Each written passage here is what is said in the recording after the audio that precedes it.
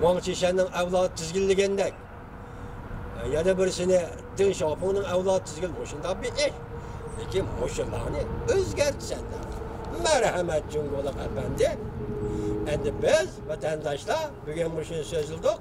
Sizlarga Xinjiangning birinchi kunigacha Amerika Jungo munosabatida qanday o'zgarish bo'ladi? Bu o'zgarish dunyoga nima ta'sir elib keladi? Amerika Jungo munosabatiga agar imzo qo'yib kelishim imzo qo'yildigan bo'lsa, Jungo buni qanday ijro qiladi? Kutib turishga bo'lmaydi deydi. Saqlab turishga bo'lmaydi. O'z mayli ixtiyorini qo'yib etish yo'q.